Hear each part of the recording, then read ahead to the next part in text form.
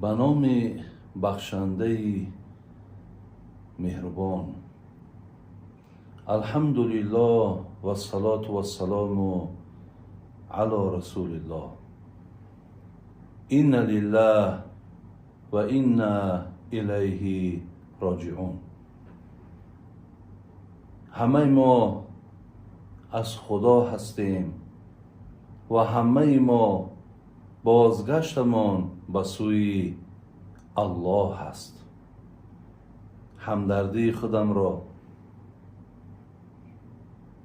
تعزیه خودم را، تسلیت خودم را به تمام آن نفرهایی که در مصیبتی که به سر اونها آمد عرض می نمایم و از الله مهربان دعاگو هستم که خدای مهربان این بندگانی که با قضای الهی این دنیای فانی را پدرود گفتند، خدای مهربان جایشان را جنت جاودانی بگردانی. الله مهربان آن بندگانی که در این مصیبت سلامتی را از دست دادند، در شفاخانه ها هستند، خداوند شفای کامل و شفای عاجل نصیبشان گردانی. خدای آن بندگانی که در این مشکلات، در این مصیبت ضررهای مالی دیدن، خدای مهربان عطا کننده همه آن مال و اموال و هرچی که بنده دارد همه تو هستی. خدایا مال و اموال این بندگانت را هم خدایا بر این بندگانت باز زیاد بگردان.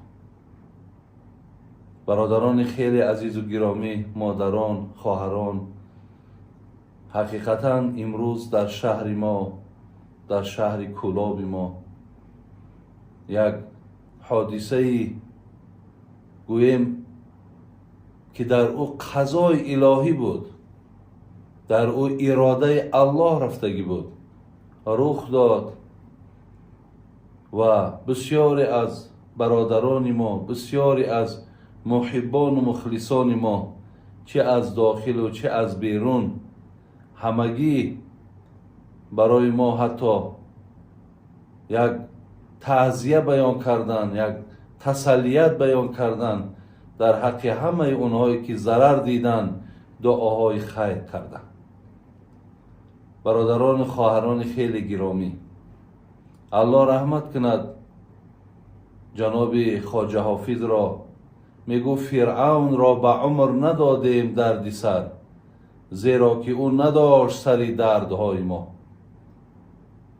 نمرود را ز قدرت ما مملکت رسید، قارون غنی ز قدرت به انتهای ما.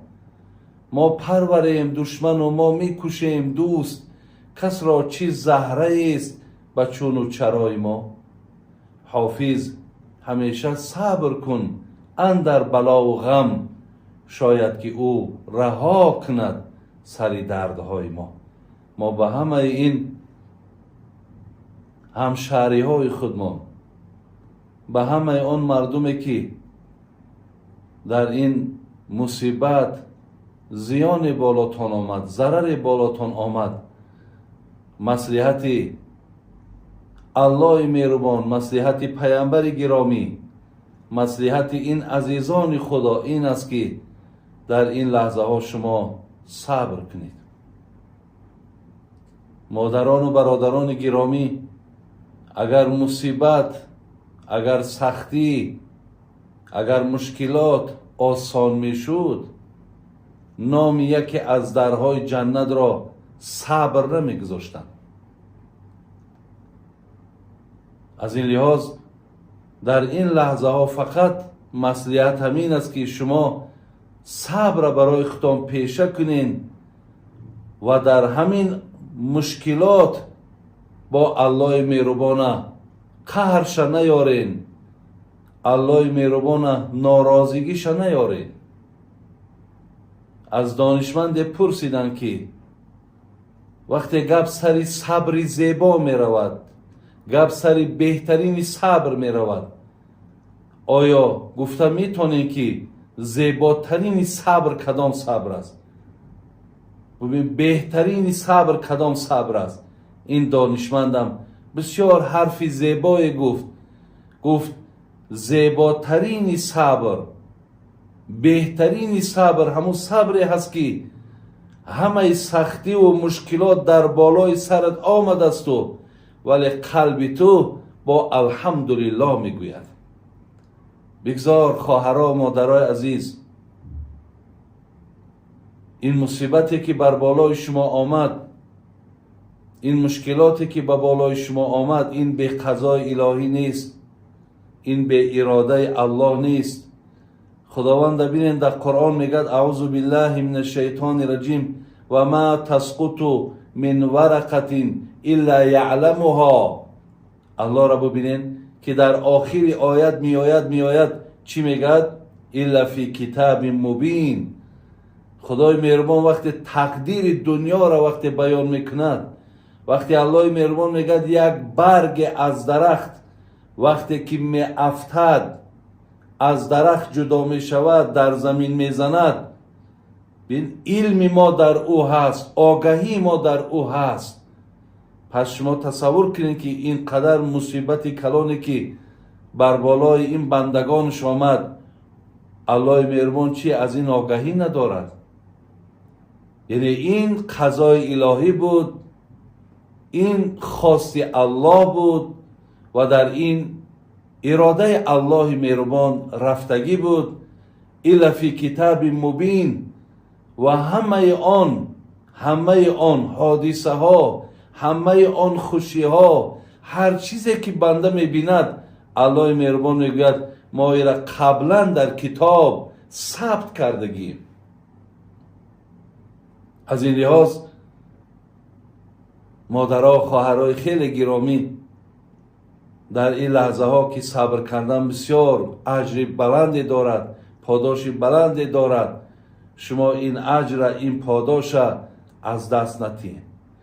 بین کاری نشود که هم فرزندامون در این مصیبت ای دست رفت یا گوی مجروح شدن، این طرف وقتی که با صبر نمیکنیم، پاداش این صبر، پاداش این اجرهای این صبرم، این مصیبتم، این هم ای دست می رود. یعنی بالای ما دو مصیبت میاد، یک مصیبت نی.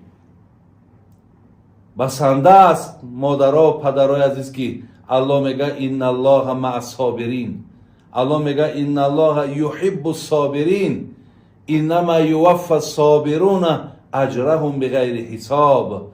الله را بین، ذات الله را بینین. الله با همین قدر توانایی بزرگی چی میگه؟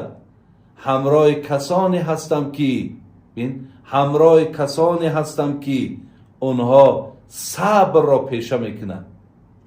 الله را بین، دوست میدارم آن کسانی که صبر دارند.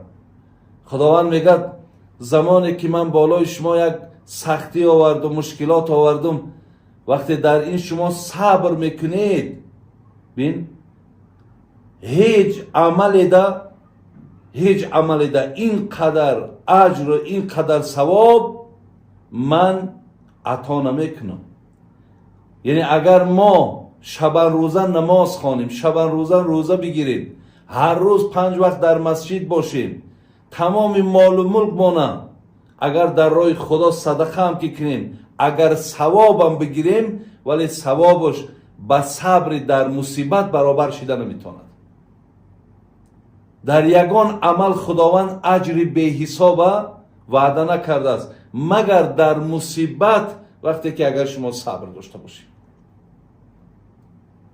شاعر میگفت در محبت هر کی او دعوا کند، 100,000 امتحان بر وی کند. چون بود صادق کشد بار جفا، چون بود کاذب گریزد از بلا. از این لحاظ من بار دیگر دعاگو هستم که الله مهربان جمیع آن برادران و خواهران گرامی ما که در این قضای الهی، در این لحظه هایی که این حادثه بالاشون آمد و این دنیا را پدرود گفتین و انشاءالله شما دست خالی به خانه آخرت نرفتین. این حادثه برای شما بسیار هدیه های زیاد آورد، برای شما درجه آورد، برای شما مغفرت گناه آورد. خداوند دعاگو هستم که الله مهربان رحمت و مغفرت تون کنه. خداوند بازم دعاگو هستم که در این لحظه ها برای شما صبر، از نعمت صبر الله مهربان عطا فرماید. خدای مهربان دعاگو هستم که خداوند جمعی بندگان را از هر یک سختی و از هر یک مشکلاتایی که هست نگه بدارید. برادران و خواهران خیلی گرامی، خدای مهربان در قرآن ما اصاب من مصیبت فی الارض ولا فی انفسکم الا فی کتاب من قبل ان نبرأها ان ذلك علی الله یسیر. سوره حدید آیت 22. ما چی مصیبت و مشکلات در زمین بیاریم، ببین چی نبودن باران باشد، چی خشک شدن زراعت ها باشد، چی نبستن میوه ها باشد، یا اینکه چی مشکلات و چی مصیبت در جان های شما، در جسم های شما بیاریم. الله مهربان میگوید که اینها را ما، یعنی این حادثه را، این سختی ها را، ولی شما به دنیا نآمده ما اینها را لکه ثبت کردگی بودیم. اینها همه نوشته شدن.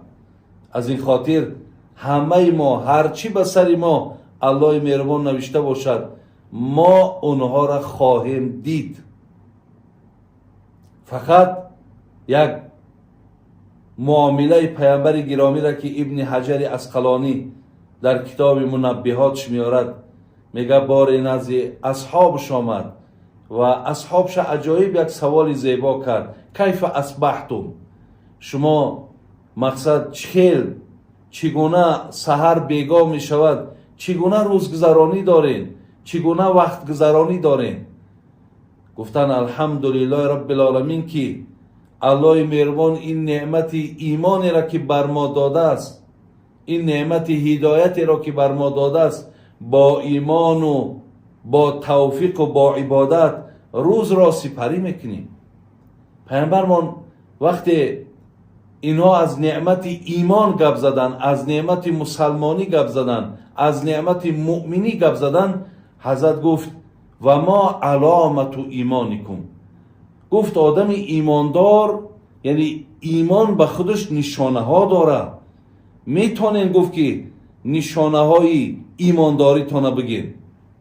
اینها در حال گفتن نصبروا علی البلا نشکروا علی الرخا نرضا بالقضا قال انتم مؤمنون حقا. گفتن که در بلا صبر میکنیم، اگر الله مهربان شرایط خوب من بیارد، ببینین در با او شکرگزاری میکنیم و هر قضایی را ببین، هر مقدراتی که اگر در راست بنده آمده باشد در او گفت چی است؟ در او ما راضی هستیم. وقتی اینها را که پیامبر شنید گفت انتم مؤمنون حقا، شما حقیقتا مؤمن بدهید. از این لحاظ به همه برادران و خواهران گرامی، وقتی دعوای ایمانداری و اسلامداری داریم، در این حالت ها ما ببین بازم به قدرت الله مهربان تسلیم شویم، باز هم توانایی الله مهربان را به چشم سر ببینیم که میتواند الله مهربان در یک لحظه برای ما و شما هر یک حادثه ناخوش بیارد. همون حکمت پیغمبر سخنش که استعید للموت قبل نزول الموت، پیش از آنه که مرگ به سراغتان میاد آمادگی داشته باشید، تیاری داشته باشید. ببینین هر لحظه به سر ما هر یک حادثه آمدنش امکان دارد، ولی ما باید آمادگی داشته باشیم، تیاری داشته باشیم که با خودمان خجالت و افسوس و حسرت همراه خودمان به آخرت نبریم. خداوند در بار دیگر دعاگو هستم که الله مهربان صبر ما نصیب گردانه و جمیع بندگانی در این حادثه گذشتگی را خداوند رحمت و مغفرت کنه. در شهر این بوستانی کلابی ما خداوند فیض و برکات چه نازل کنه، آفت و بلاها را دور گردانه. در عوض این قدر مادرها، خواهرها، دادرهایی که از بین ما رفت، خداوند در عوضش باز برای این مردم شریف ما فرزندای را الله مهربان عطا فرمایی که از زمره مثل این بندگان که همه نفرهای خوبه بودن، نفرهای نیکی بودن، همه الحمدلله رب العالمین که بندگی تو را میکردن، خدای مهربان در عوضش برای این مردم ما باز هم از این نعمت فرزند نصیب گردانی. ربنا تقبل منا انك انت السمیع العلیم و تب علینا انك انت التواب الرحیم. آمین یا رب العالمین.